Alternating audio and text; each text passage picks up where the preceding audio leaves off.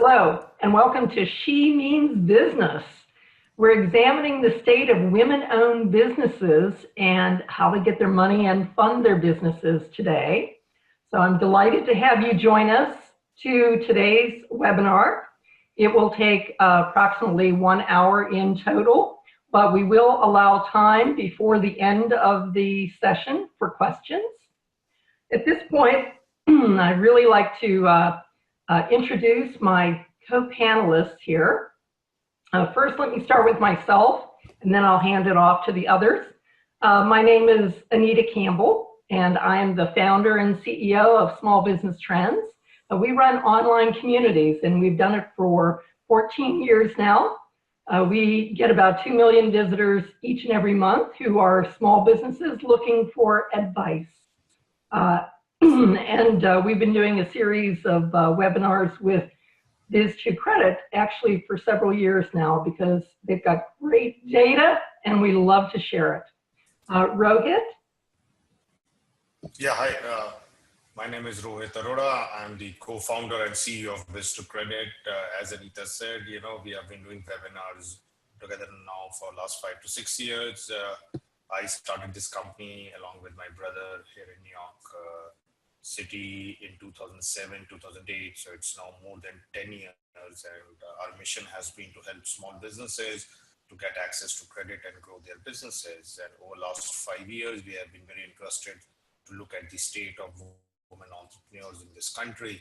And I think the findings this year are pretty surprising, but also, it points out to the stuff that, what women entrepreneurs can do to get better at business. Thank you, Rohit. And Adrienne Mercer Garland. Hi, everybody. I am Adrienne Mercer Garland, and I'm the founder and CEO of She Leads Media. She Leads Media is a media and marketing company. We've been hosting an annual conference since 2013 that helps women entrepreneurs and leaders to realize their dreams of entrepreneurship.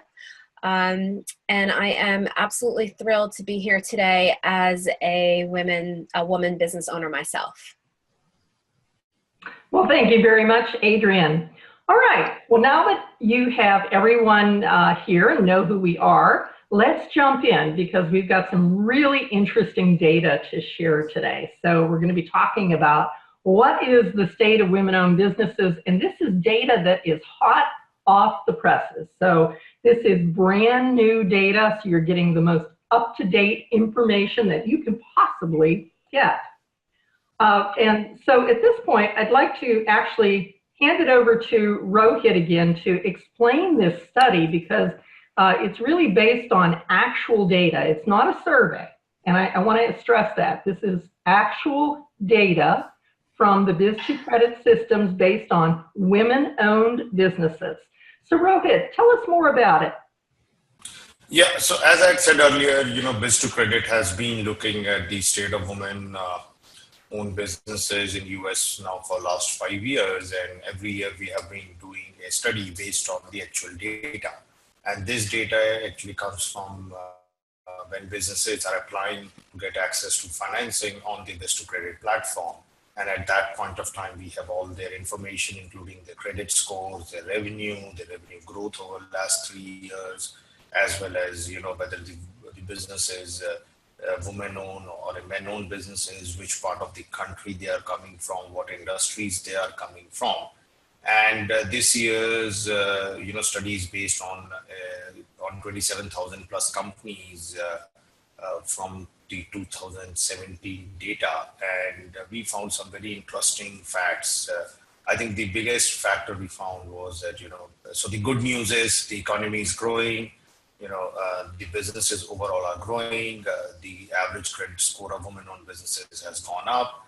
I think the areas of concern is that because of, speeding economy, more digitization of the economy, there are sectors where women are underrepresented, and that's where we are seeing that women-owned businesses are being left behind compared to men-owned businesses, and that has accelerated. That trend has actually accelerated in 2017. That trend was in a reverse direction in the earlier years, but this year, it has accelerated and the gap is increasing once again. So I think that's one of the biggest findings of this study.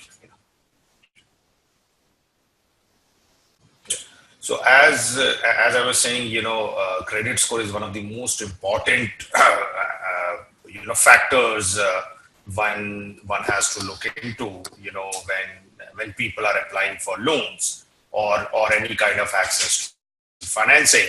And one of the things that we always look for is not only a credit score, but are you over leveraged and what you are doing.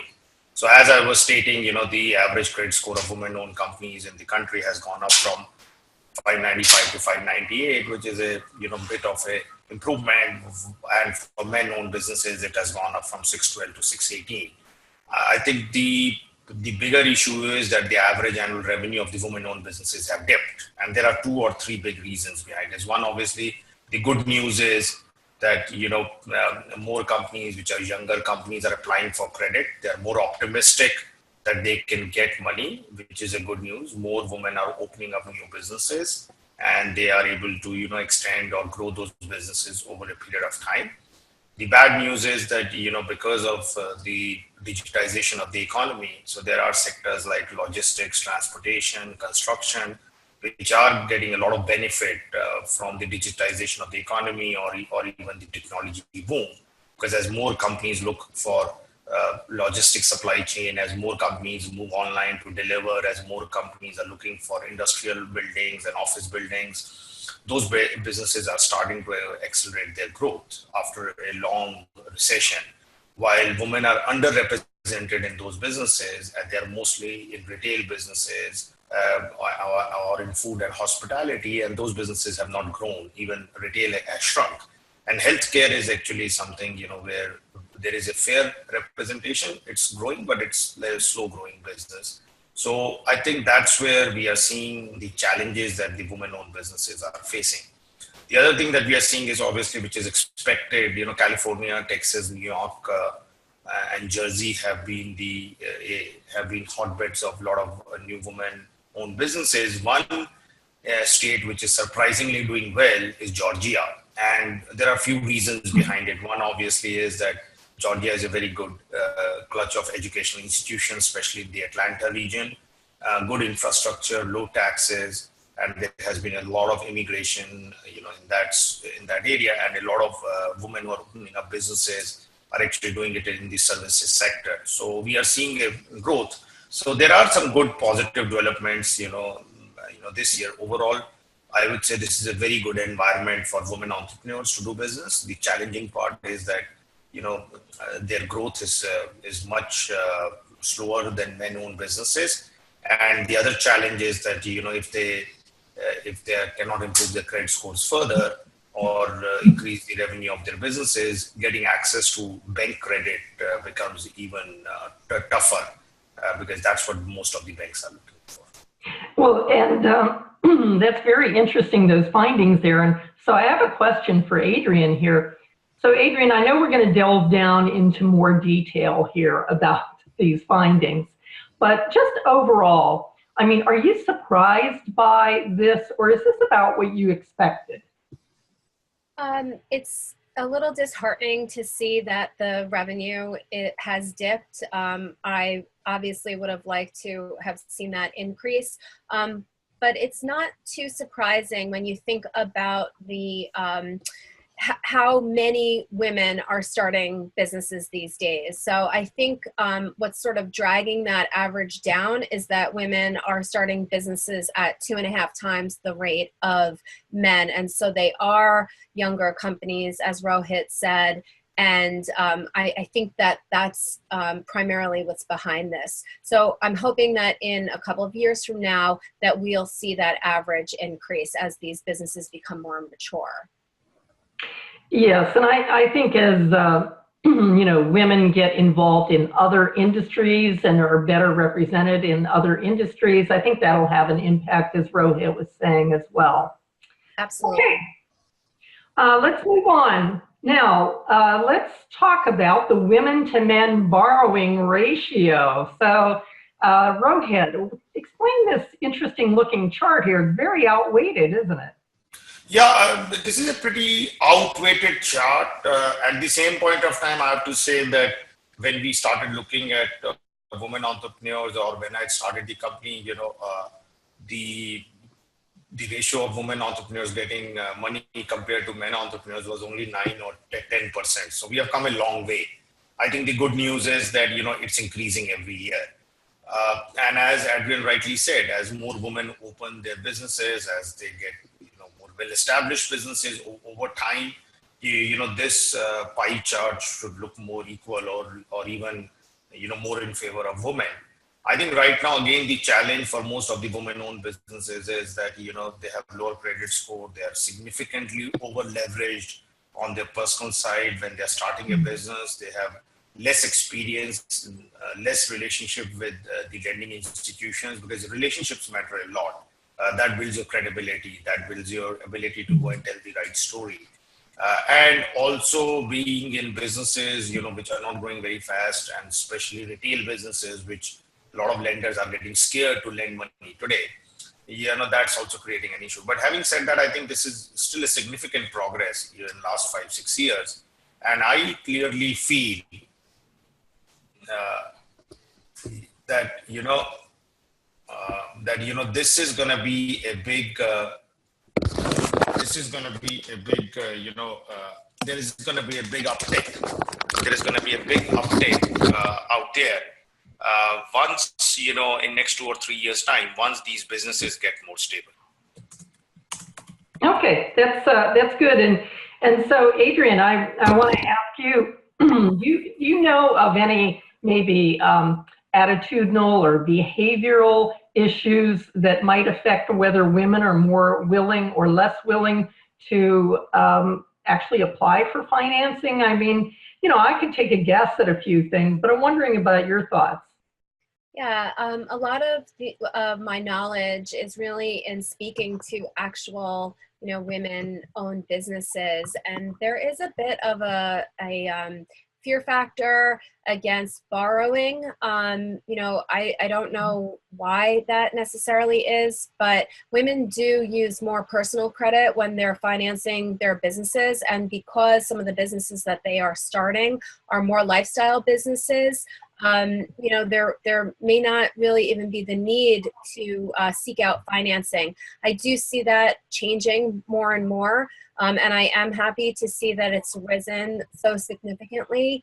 But women definitely need to educate themselves a little bit more about financing their credit scores and leveraging what's out there and available for them. So I hope to see this increase, but I definitely do think that there's a little bit of a fear factor, and that women aren't as educated as they could be about the entire, financing market.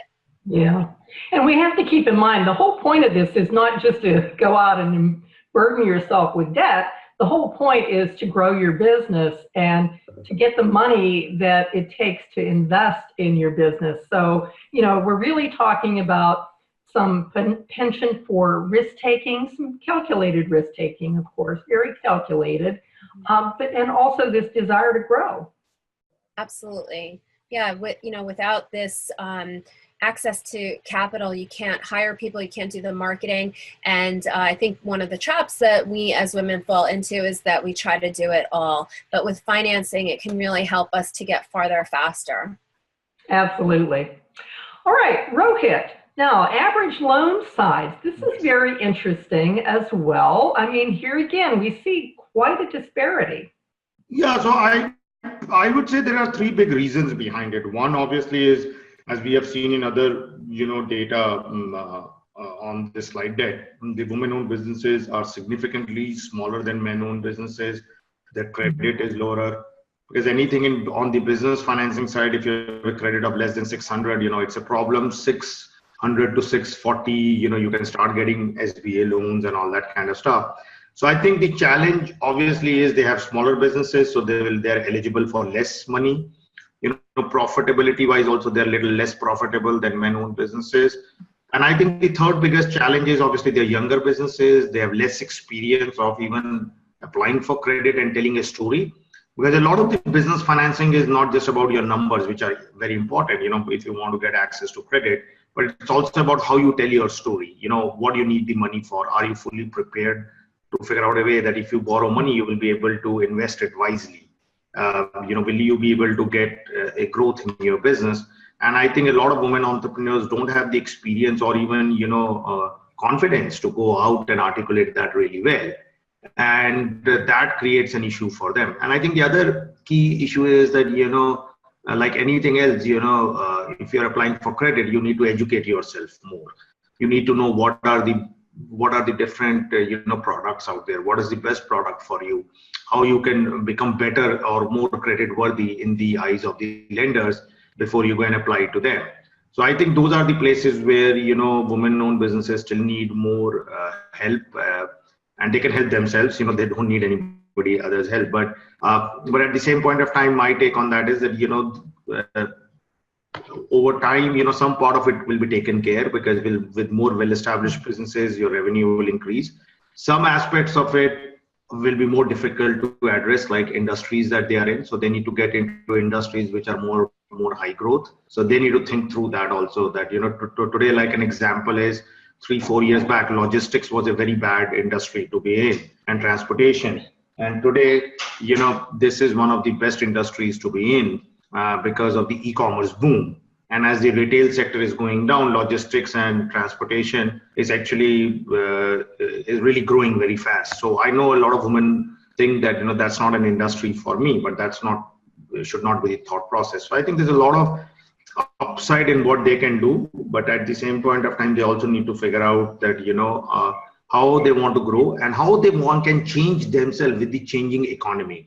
Because with the increasing digitalization, digitalization is impacting every single aspect of the economy right now. And as a woman or an entrepreneur, they need to think that over next 3, 4, 5 years, where they need to be, how they need to adapt very quickly. Because if they don't adapt themselves, then they will be in trouble. Like any other business owner, it has nothing to do with women or men. But at the same point of time, I think that's important. And I think the other important aspect is that when they're opening a business or when they're growing a business, they should always look to establish business credit as soon as possible. Because the more business credit they can establish, the easier it will be for them to get money on the credentials of the business itself. So I think that's very important.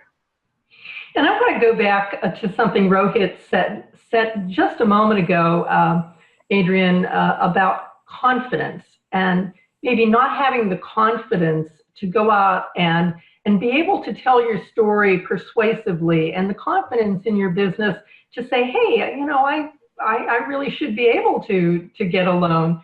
What do you think of that? Have you seen that be an issue?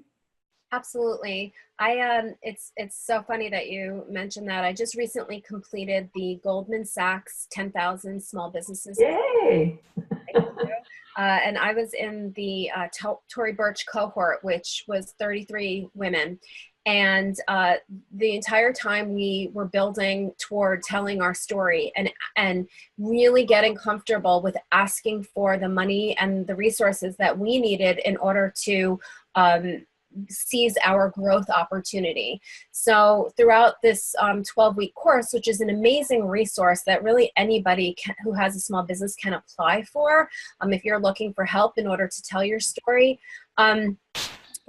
we really talked about what it is that we needed, and we practiced and practiced. And you don't necessarily need a class or a course like that in order to do it, but it does give you a framework, and it allows you to talk about your business, which your business best. The people who you are asking for credit from, they want to see your passion. They want to see that, like Rohit said, that how you're going to use those funds and how it's going to help you to grow. But you can't have that confidence unless you have that framework and you have that practice. So that is something that I highly recommend. And there's so many resources on the internet right now. There should be no reason that women aren't just even just writing it out for themselves and talking to everybody that they can about their business. Yeah, good tip. All right, let's move on. Now let's talk about that revenue disparity. And this is really significant and unfortunately not going in the right direction, is it, Rohit? I would say there are two things here. obviously more women are opening up businesses. So the good news behind it is that average revenue has gone down a little bit for women-owned businesses, but the good news behind it is more women are opening up businesses. So I think over next 2 or 3 years time, we should see a big change in that, because it's just like the pipeline is getting built right now, for women-owned businesses. So I think that's a very good news behind this data. I think the worrying part, again, as I said earlier, is that men-owned businesses are getting those benefits of the digitization of the economy, which women-owned businesses are not able to get right now. And I think that's where it's starting to create a bigger gap. So a key example is still 2 years back, women-owned businesses were actually getting benefited from the initial digitization of the economy. So a lot of the women-owned businesses were going into e-publishing, social media kind of businesses and all that, which were the first beneficiary of the internet boom in the mainstream economy. Now that has actually spread further and further into, again, logistics, e-commerce, construction, all this other kind of stuff where they're significantly underrepresented. And the retail, where they were significantly overrepresented, that has just fallen off the cliff, especially offline retail, and they're trying to do online. We have women entrepreneurs who used to have these big stores, across the country, and now, they have to change their business model significantly because they were doing some designer stuff, great stuff. And now they have to change their business model significantly. They're closed down a lot of stores. They are going online. They're trying to invest money, doing online. But I think they're getting hammered because of the competition in the online space.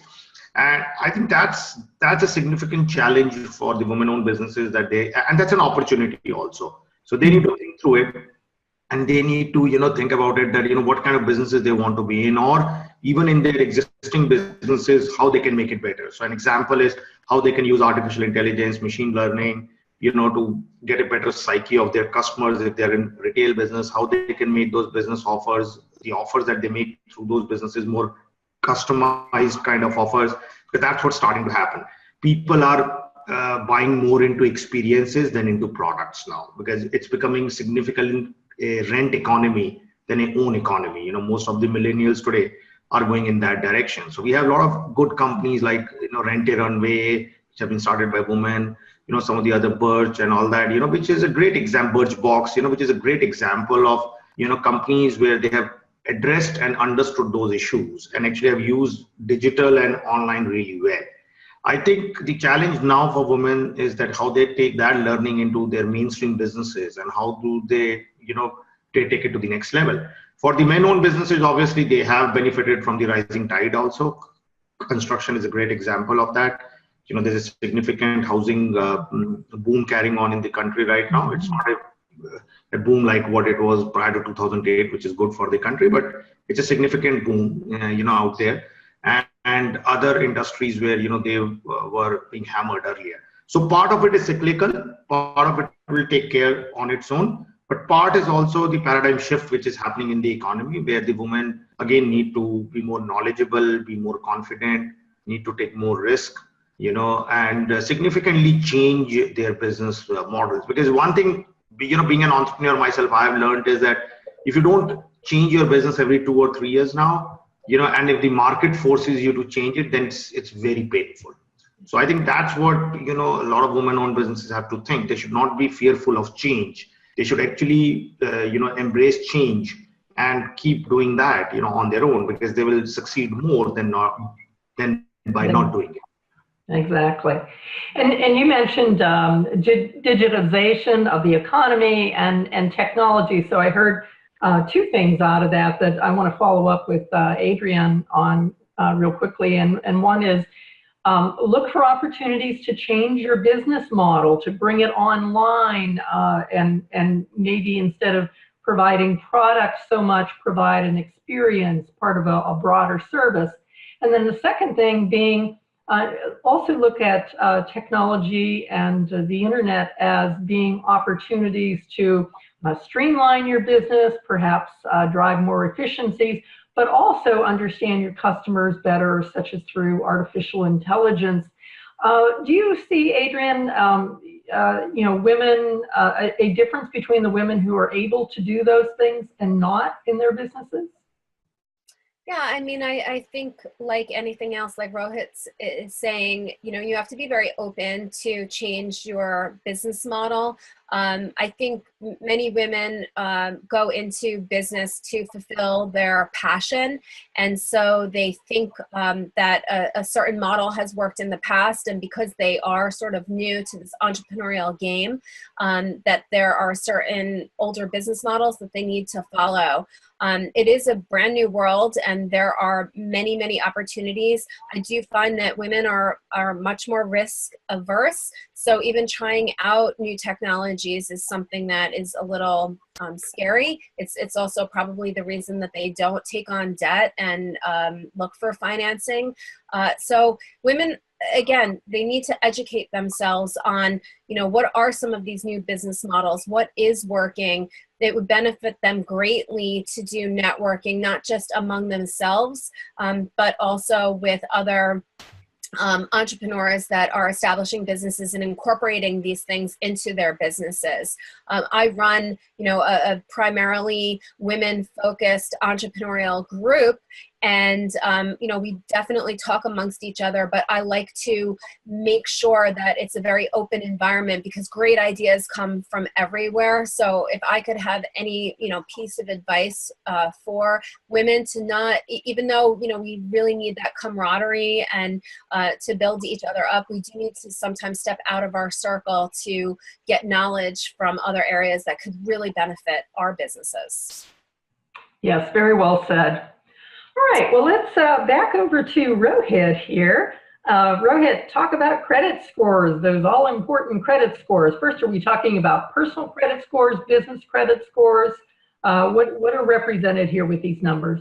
Yeah, so we are talking about the personal credit scores because any small business, still most of the lending happens with personal guarantee, and the lenders are looking at your credit score. They are looking at your not just credit score, but also how you have paid in the past on your personal side. So the good news there is that more and more lenders are starting to look at the cash flow data and less on the credit score itself. So I think over the next 2 or 3 years, one of the big benefits again of every piece of data going digital is that more lenders will be able to look at the actual business cash flow data and less at the credit score, which I think will be a very good thing for women-owned businesses. I think still the challenge is that if you have low credit scores, it raises a lot of questions. So one big question that the lender has is not only whether you're paying your bills on time, whether you're over leveraged. Are you making enough money in your business? If you are making enough money in your business, then why are you over leveraged? And that's a little bit of a chicken and an egg situation, because a lot of women-owned businesses over leverage their personal credit when they're starting a business or when they're growing a business. And they cannot get to become under leveraged, or I would say or below 50% of their credit limits on their personal credit till they get access to business credit. So I think that's a challenge that women-owned businesses have that they need to solve, one way or the other. The other aspect there is that it's not only a question of what your credit score is. As I said earlier, it's also about telling a story. So a very good example is that if you're applying for an SBA loan, so 6 months or a year prior to applying for an SBA loan, which is a government guaranteed loan program, as an entrepreneur, whether you're a man or a woman, it doesn't matter. But for women, it matters more because the credit scores are lower.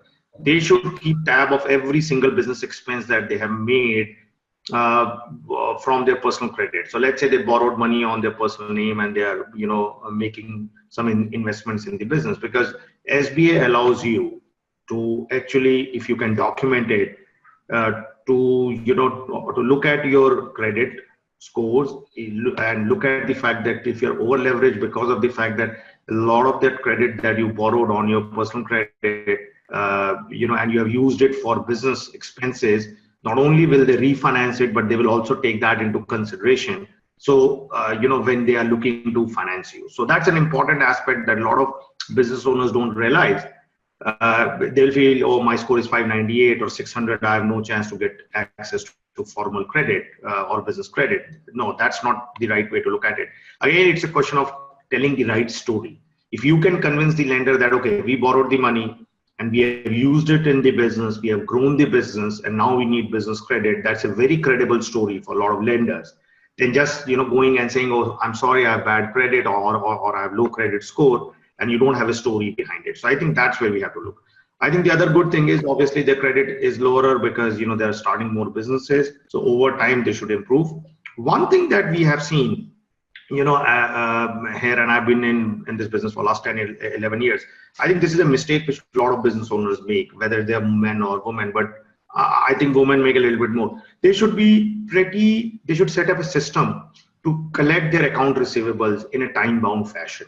A lot of them don't do that initially, and that actually creates the biggest cash crunch for them. That forces them to borrow more money on their personal credit and make minimum payments. And I think that's something very important. If they can set that up, a mechanism, and even follow like themselves, for their account receivables, then they will be much better, in their business when they go for formal business credit. And that's a mistake that business owners make across the board. So I've not seen that men make less mistakes and women make more. But what I've seen is that a lot of them don't even realize that if they can collect their AR faster, you can give 1% discount, 2% discount to your customers and say, okay, you pay me in 15 days or 30 days, and I will give you 1 or 2% discount. Because if you can do that, then your cash flow looks better and your credit scores will actually go up on there.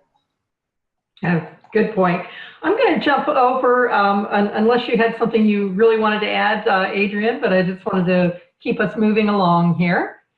So let's talk about the operating expenses.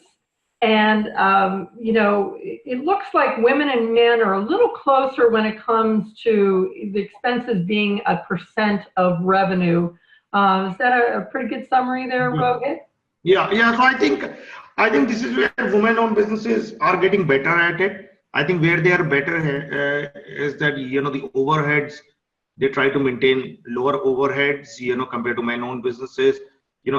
They take less risks, so obviously, they also spend a little less.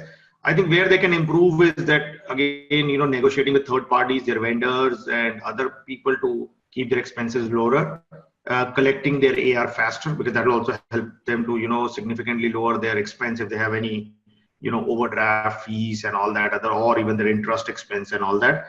But I think this is one area where women are pretty good, and I think they will get better as they have more experience in running businesses.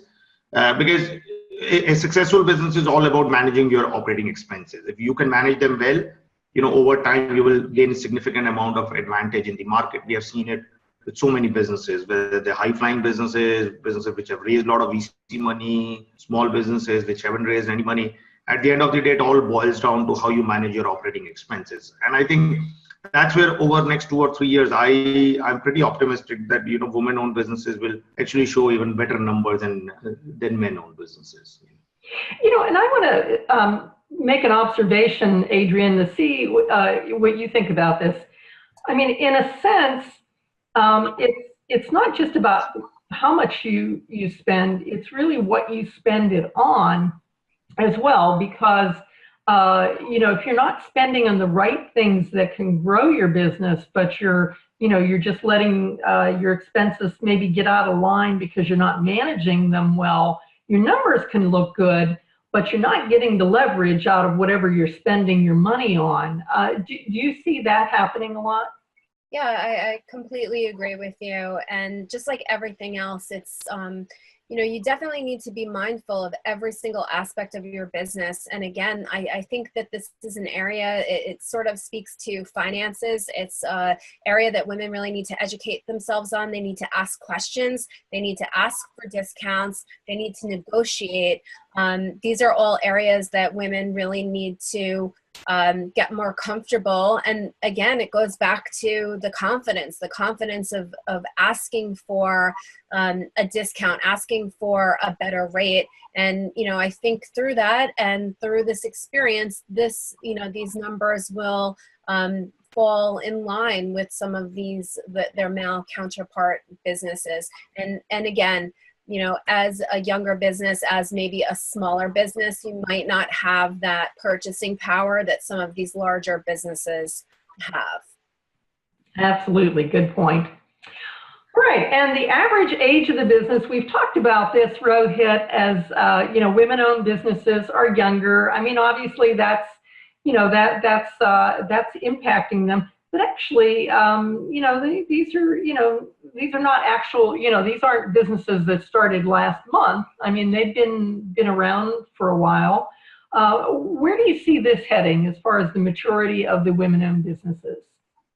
No, I think this is a very positive trend because what we have seen year over year, the average age of women-owned businesses is increasing. And that's a good news. That shows two things. More women are opening up businesses, and more of the businesses which are being opened by or run by women are actually surviving. So I think both of them are very good news. And I think over time, these numbers will look almost equal, or they might even look better for women-owned businesses. So my take on that is this is a significant progress in the last 5 years that we are seeing, a trend which has been, getting better and better every single year. And I think that's where women are also getting better at it. Not only are they opening up more businesses, but they're also learning how to, make those businesses click for themselves and for their employees, and also how they're growing those businesses over the years. And I think the other thing is with more women doing that, there are more role models coming up and more, learning, which is going to percolate back into the ecosystem. So I think this is one of the significant positives of the study. Having said that, again, my take is that, business landscape changes very quickly, and we have been in a very benign economic cycle for a very long time. And I think a lot of women-owned businesses should be prepared for the next recession by controlling their costs, being more efficient. And, while being optimistic, they also have to prepare for a downturn. And I think that will be interesting because it will be interesting to see that when the next downturn comes, what those numbers look at that point of time, because they have significantly less experience in encountering a downturn and operating through a downturn. So I think that will be an interesting aspect. Mm-hmm. And, do you think, Adrian, that women are learning a lot more as they go along, so that they're, we're getting, let's say, smarter run businesses? I mean, I've got to think, logically that would happen as we go along. We make our mistakes, we fix them, and we learn from them, hopefully, so that we don't do them again. But, what do you see as maybe the cycle of businesses, or what's going on out there as you talk with other women business owners? Yeah, I mean, I think the thing that I admire so much about women is we do collect so much information, and the fact that we are more risk averse, I think is going to benefit us in the long term. I think we do look ahead. We think about the consequences of our actions. So I think that these numbers here are just showing that women are starting businesses at a much higher rate. And so these businesses are younger, and that's really what's dragging down this average age of business. But I do think that women, when they start a business, that they are in it for the long haul, and they do understand, and save for a rainy day and put things aside. So women really, really want to know as much as they can before they, take a step forward. So I think that this part of the study is going to change over time, and I'm confident that women's businesses can really go the distance and weather these up and down economic cycles. Yeah, great point. Let's talk now about the states, a little bit more depth here, about the states where we have the most women-owned businesses. Rohit, you pointed out before, we've got, the big states, California, Texas, New York, New Jersey. We've also got Georgia. But I want to ask you, does this mean, hey, I should pick up my business and move somewhere? I mean, what should we do with this data? I think that's a very interesting stuff. California is one of those states which has very high taxation, but California has got so much of benefit from the technology boom over the last 5 years that, a lot of small businesses have benefited from that. Every time I go to California, I see that boom continuing and even, expanding. So I think that has helped a lot of, it's like, the rising tide lifts all the boats. And there's a lot more opportunity in spite of the fact that it's the most highly tech state in the country, and there are a lot of regulations. But regulations have also helped. Regulations have helped women-owned businesses. In a state like California, it's a more even ground.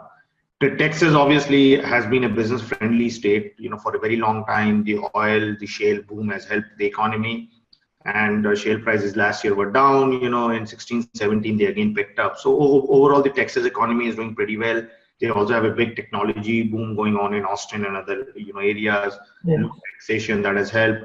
New York, New Jersey, obviously there are so many people and tourism, and the economy has diversified. So it used to be a very finance-driven economy. It has become a lot of retail, a lot of technology. Again, it has benefited women-owned businesses in New York, New Jersey. A lot of immigration, net new immigration in the country happens in this part of the world. I think, as I said earlier, Georgia is very interesting. Georgia is a perfect example of when you have a state with low taxes, good education system, more immigrant-friendly state, than some of the other southern states. And also, the greater Atlanta area is seeing a lot of economic growth right now, a lot of infrastructure development. So I think infrastructure development is driving a lot of that stuff in greater Atlanta area right now. And there's a lot of, businesses opening up and thriving, and costs are lower. The other big thing that we are starting to see now is that, with businesses going more online, I think location will matter less and less. It will be where you can find the talent. So that's where California or New York or even Georgia actually scores, because it's also a question of where you find more well-educated people, more talent. So wherever you will have better educational institutions, better educational infrastructure, even if those areas are more expensive, you will find businesses thriving in those parts of the country, because it's just that, it's becoming more knowledge-based kind of stuff. I think that's different from in the older times when it was all about, okay, you have low taxes. Low taxes meant better business environment. I think now it's a combination of taxes, but also, educated workforce, and where more people want to live, that also is becoming important. So if you see in all these states, these are the states where people want to live today. These are the states where younger people are moving, or they have been there for quite some time. So I think those are the things which are also contributing, which I think is a good news for women-owned businesses, because what that means is there is less the hierarchical stuff that used to go in businesses. You need less relationships, and you can now build businesses out of from nowhere by harnessing these kind of opportunities. Yeah, good insights, Rohit. Well, I want to keep us moving along, so we have just a couple more minutes here, and I wonder if we might just kind of go around and summarize a few things that we've taken away from this. And Adrian, if you're talking to women entrepreneurs out there, and you were to say, here are a few things that you should do specifically in order to grow your business and increase your chances of getting funding on favorable terms, what are a few to-dos, specific to-dos that you would offer? Yeah, that's great. I think the really being super knowledgeable about your business and all of the numbers in your business is something that women can do. They, not just worry about the product that they're selling or even the people that they're hiring, but know your numbers like the back of your hand, and be able to tell your story. Be passionate about what it is that you do and why it's important for the world, and be able to know what you are going to use the funds that you're requesting for. Don't be afraid, have confidence to go out and ask for what it is that you need. And one of the things that I think is so, so important is to delegate. So do not try to do everything yourself. Do not think that by doing everything yourself, you're saving money. You're actually holding yourself back from being able to grow your business. So those are some of the things that I take away from this. And I love this study because I do think that it's optimistic. And I love the fact that we are focusing all this data on women, because I think more women need to understand that being a business owner and being a successful business owner is a very viable career path for them, and that they don't need to just have a job in corporate America, but they can really create their own life and their own wonderful destiny. Thank you. That's very well said. And I'd like to offer a few points, and then we'll let Rohit wrap up. But my points would be to, in addition to what Adrian said, which I totally agree with, also, work on your credit score, first of all, and actually get business credit earlier. Don't max out your personal credit, because as Rohit was saying, that will actually come back to bite you, because if you're maxed out on your personal credit, it drives your credit score down, and if you wait too long. So, don't just, put it on your personal credit card, or, mortgage your home or anything like that right away as the only things. Think about getting that business credit. And a second thing that I would offer is, really focusing on technology. I mean, use technology for opportunities. It can help change your business model, and it can also help you go after new markets, new revenue streams, all the things that can grow your business and actually qualify you for more funding, which you can then turn around and grow some more. And with that, Rohit, any final tips for women? I'd like to, offer up to you to wrap us up here. Yeah, I think my tip for all the entrepreneurs is, including women and men, don't have a fear of failure. I think that stops people from doing anything, significantly well, and be ambitious. You might not want to make your business into a next $1 billion business. That's fine, but be ambitious in whatever you are doing. But that's very important. Having that drive and passion, is extremely important for you to keep growing your business. Because small businesses have a habit. They're like any other creatures, or like your kids, either they will grow or they will die. So you can't have a status quo, kind of stuff. So like you have to make them keep moving on, Well, thank you very much. And there will be more information about the study, I'm sure, on the Biz2Credit website. Is that correct, Rohit? Yeah, so we have the full page on the women study on our website, which we'll be sharing with everyone. And also, CNBC is also going to cover it in an article this week where they're talking about all these issues and the findings of the report. That's great. So go to Biz2Credit, that's BIZ digit 2 credit.com for more information on that. And of course, if people are interested in funding, they can also go to the website, and there are phone numbers and everything else there. But I want to thank everyone for participating here, and thank my co-panelists. Thank you, Adrian. Thank you, Rohit.